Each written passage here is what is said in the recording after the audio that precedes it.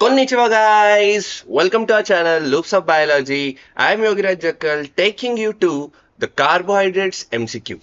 तो अब हम लोगों ने कार्बोहाइड्रेट तो सीख लिए, बट क्या हम उसके क्वेश्चन सॉल्व कर पाएंगे? Let's see. So if I am talking about the first question, so what is the name of class of carbohydrate that cannot undergo additional hydrolysis? So यहाँ पे जब कीवर्ड हम लोग ढूंढने का प्रयास करेंगे तो यहाँ पे क्या हो रहा है? Cannot undergo additional hydrolysis. Hydrolysis का मीनिंग क्या होता है? जब कभी भी हम लोग वाटर डालेंगे और वाटर डाल के एक कंपाउंड टूट जाएगा, उसी को क्या बोलेंगे हम लोग? हाइड्रोलिसिस. अब ये कंपाउंड टूटेगा कब? नहीं, जब ये खुद ही एक मोनोमर रहेगा. सो अगर हम लोगों ने the hydrolysis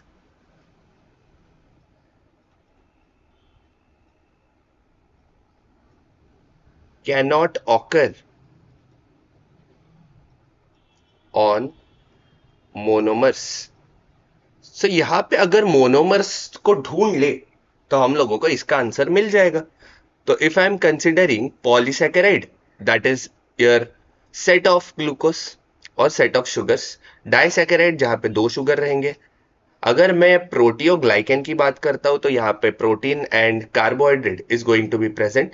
and I am considering monosaccharide, तो this will be my answer. ठीक है. सो इस क्वेश्चन का जो आंसर रहेगा, that should be monomer of carbohydrate, that is monosaccharide. That is nothing but option 4. So next case, which amino sugar from the list below found in bacterial cell wall? अब amino sugar बोला है तो यहां पे क्या रहने वाला है? If I am considering amino sugar, तो इस केस में there has to be a functional group amine plus sugar. So कहीं ना कहीं अमाइन ग्रुप तो प्रेजेंट रहने वाला है अलोंग विद द शुगर. और बैक्टीरियल सेल वॉल की बात की है. सो अगर मैं बैक्टीरियल सेल वॉल याद करता हूं, so bacterial cell wall was made up of peptidoglycan. कुछ याद आ रहा है? सो इसका मेजर कंपोनेंट क्या था? ग्लाइकेन. और इसी का अगर पतला सा लेयर रहेगा, इसी का अगर पतला सा लेयर रहेगा तो उसको बोलते murein. So answer for this is an acetyl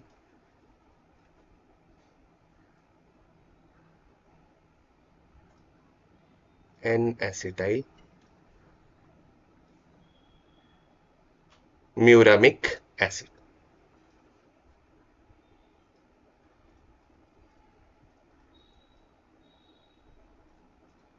That is option. Next question, which group of carbs qualify as being non-sugar? अब जब नॉन शुगर की बात आती है तो ये इस बारे में बात कर रहे हैं. If the keyword is non sugar, तो नॉन शुगर मतलब नॉन रिड्यूसिंग शुगर के बारे में बात चल रही है. और ये रिड्यूसिंग शुगर कब रहने वाला है? जब इसके पास free hydroxyl group on anomeric carbon, that is the first carbon of the structure के पास क्या होना चाहिए? Free hydroxyl group.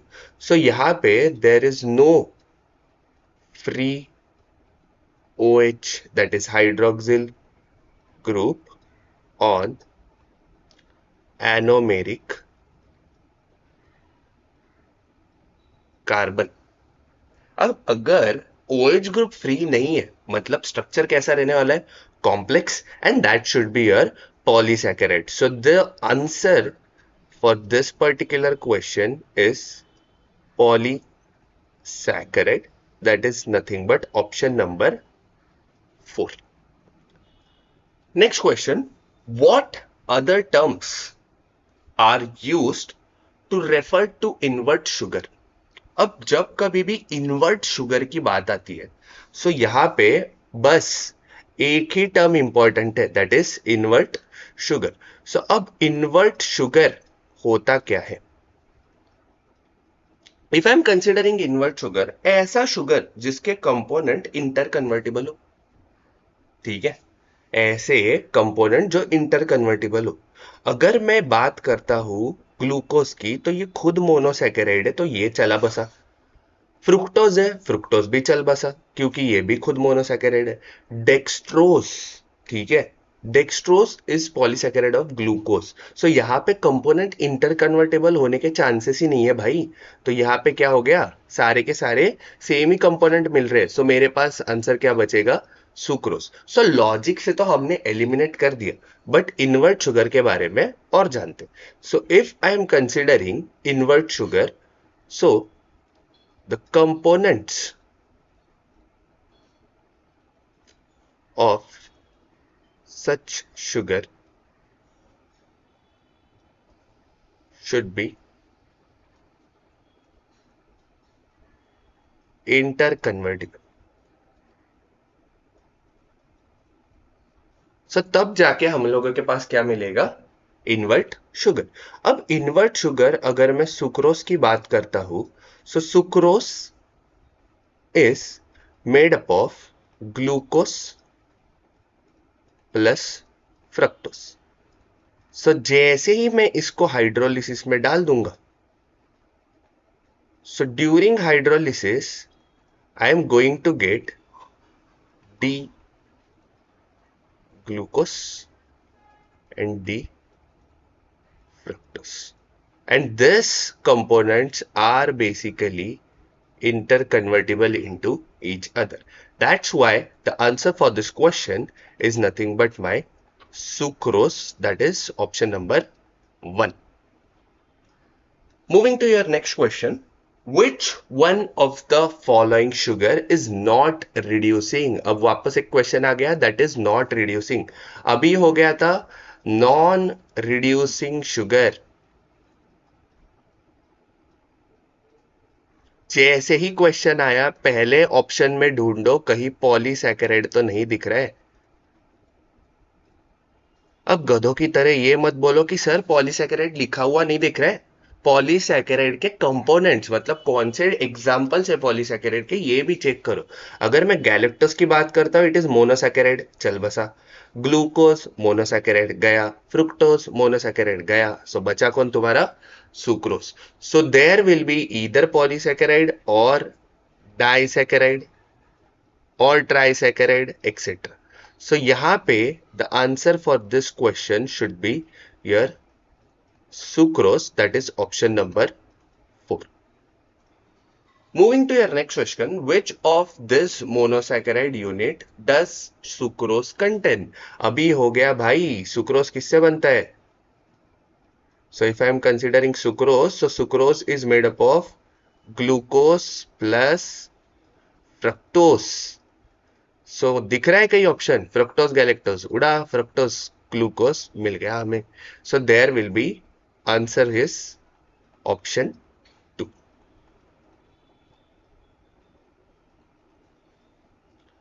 Next question, an example of a raffinose is, an example of dash is raffinose. अब ये कुछ नया है। If I am considering raffinose, ये बस ऐसे क्वेश्चन इसलिए लिए कि नीट में अगर कहीं बाहर से क्वेश्चन आ जाए आउट ऑफ द सिलेबस, तो तुम लोगों को ऐसा चीज नहीं होना चाहिए कि ये पता ही नहीं है। So raffinose is made up of 3 components. So और 3 कंपोनेंट्स रहेंगे तो हम लोगों के पास वर्ड क्या आएगा, ट्राई, और शुगर है मतलब saccharide. So answer should be trisaccharide. अब है क्या exactly, so raffinose is a trisaccharide sugar, जो बनता किससे, गैलेक्टोस, ग्लूकोस एंड फ्रक्टोस से।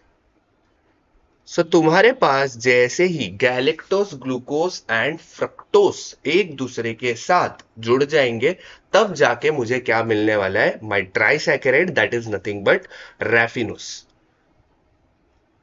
Next question, the substance having chemical formula C2H2O2 is a अब यहाँ पे इंटरेस्टिंग बात है, बहुत से बच्चे क्या करेंगे, चलो भाई मोनोसैकेराइड है, टिक मार दो और आगे बढ़ो। बट गधो, मोनोसैकेराइड या carbohydrate that is starting from carbon number 3। यहाँ पे पहले ही अगर मैं नॉर्मल फॉर्मूला देखता हूं, दैट इज CXH2OY या CnH2nOn। ये अगर मैं जनरल फॉर्मूला देखता हूं, तो इस फॉर्मूले को जैसे ही खोलूंगा, C2H4O2, इसमें सेट तो हो रहा है, ठीक है, बट ये कार्बोहाइड्रेट नहीं है। ये क्या रहने वाला है, कार्बोक्सिलिक एसिड। सो यहां पे the component is basically my carboxylic acid, not your general carbohydrate।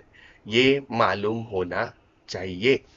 अगर मैं इस स्ट्रक्चर को खोलता हूं, तो मेरे पास स्ट्रक्चर कैसा दिखेगा, दो कार्बन है, एक दूसरे के साथ अटैच कर दो। अगर यहाँ पे कार्बोक्सिलिक एसिड है, तो यहाँ पे दो तो चले गए, ठीक है, एक यहां चला गया और यहाँ पे क्या आ जाएगा, CH3। So the answer for this question is option number 2, that is carboxylic acid. ये और कुछ नहीं है, this is my carboxylic acid, not a carbohydrate और अ मोनोसैकेराइड। ये थोड़ा सा एक ट्रिकी क्वेश्चन था, जहां पे तुम लोगों का आंसर क्या आने वाला है, carboxylic acid. The composition of starch include, अगर मैं स्टार्च की बात करता हूं, if I am considering starch, starch क्या था, एक तो पॉलीसैकेराइड।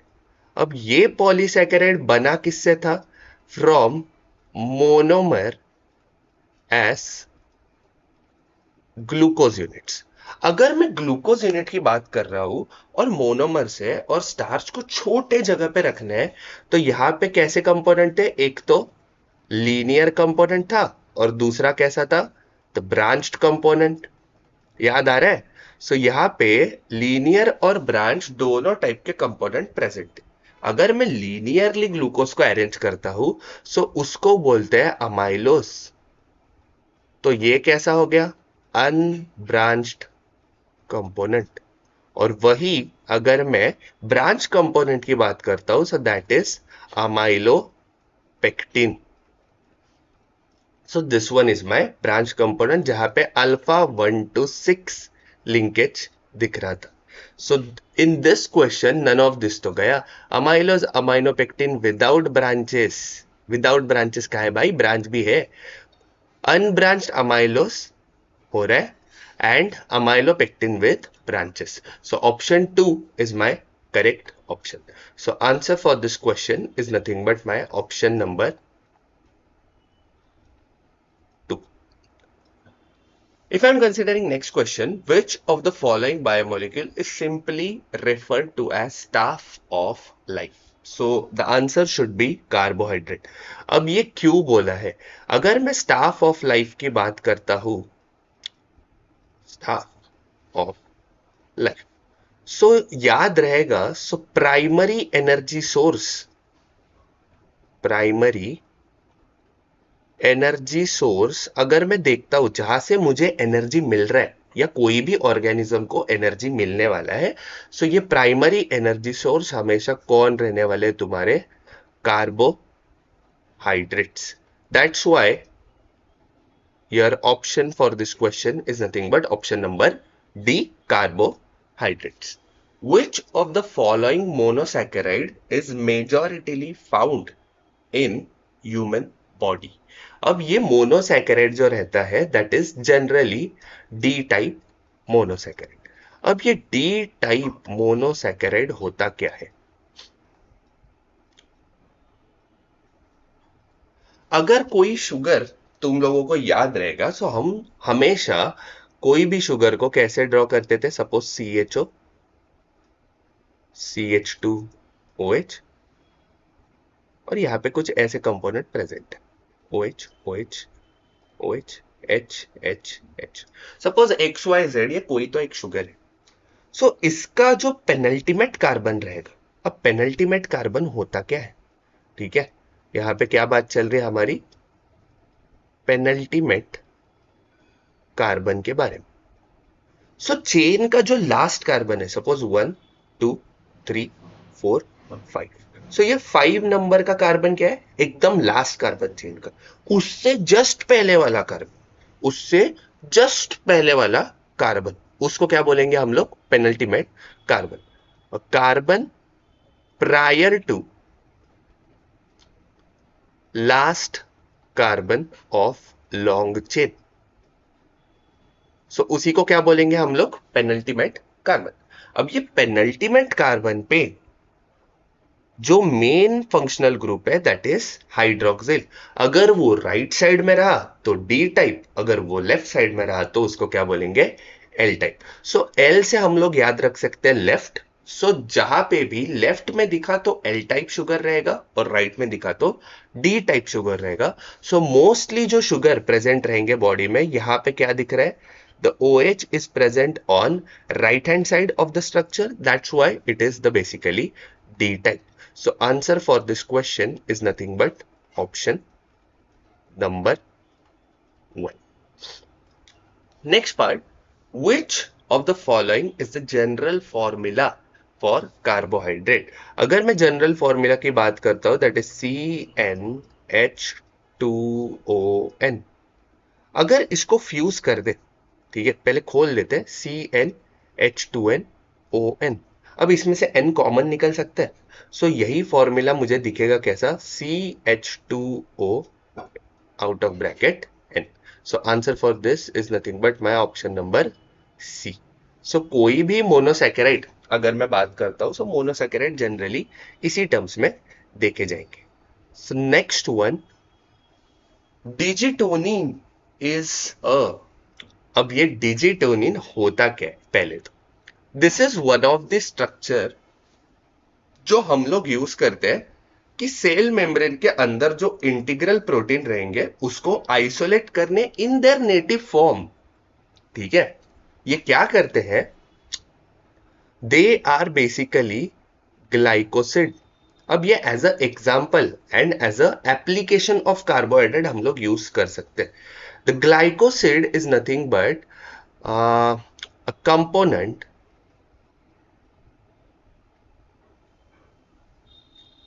that forms carbohydrates। अब ये कार्बोहाइड्रेट्स तो बना रहा है, बट कार्बोहाइड्रेट्स के अंदर भी ये डिजिटोनिन जो कंपोनेंट है इसका यूज क्या है, so digitonin is basically used for dissolving and isolating the membrane proteins, isolating the membrane proteins in their native form, in their क्या बोल रहे हैं हम लोग, native form। अब नेटिव फॉर्म मतलब क्या होता है, जैसा वो प्रोटीन दिख रहा था वैसा का वैसा प्रोटीन ही हम लोगों को आइसोलेट करके मिल रहा है। सो that is basically in original form, उसी को क्या बोलेंगे हम लोग, नेटिव। यहां तक बात clear. So this answer for the question is option number C. Next case, which of the following is reducing sugar. अब रिड्यूसिंग शुगर की बात चल रही है, तो रिड्यूसिंग शुगर क्या था, जो बेनेडिक्ट सॉल्यूशन का कलर चेंज करे, बेनेडिक्ट सॉल्यूशन को ब्लू से ब्रिक रेड तक लेके जाए, वही क्या था पहले तो, रिड्यूसिंग शुगर। अब भाई साहब बेनेडिक्ट सॉल्यूशन दिया ही नहीं है, तो ऐसे टाइम पे क्या करेंगे, then check whether there is free hydroxyl on anomeric carbon। अब यहाँ पे तो रिंग स्ट्रक्चर भी नहीं याद है, तो ऐसे टाइम पे और क्या करेंगे, लुक फॉर फ्री एल्डिहाइड और कीटोन ग्रुप। और ये तभी पॉसिबल है, ये केस तभी पॉसिबल है जब स्ट्रक्चर कैसा रहने वाला है, मोनो सैकराइड। सो यहां पे अगर मैं ग्लूकोज को देखूं, so that is monosaccharide. Erythrulose को देखूं तो that is monosaccharide, and dihydroxy acetone को भी देखूं तो that is again monosaccharide. So that's why the answer for this is all of this. So answer for this question is option number D. So I hope you have revised the complete carbohydrate through MCQs. अगर हम लोगों को और कोई questions दिखे, अच्छे questions, तो हम लोग डेफिनेटली अगले लेक्चर में इसको कवर अप करेंगे ही करेंगे, and we will be bringing brainstorm on this particular topic as well. So thank you guys. I hope you are loving our channel, and please do not forget to like, share and subscribe to our channel and show your love and support towards it. Thank you guys. Bye bye. See you in the next video.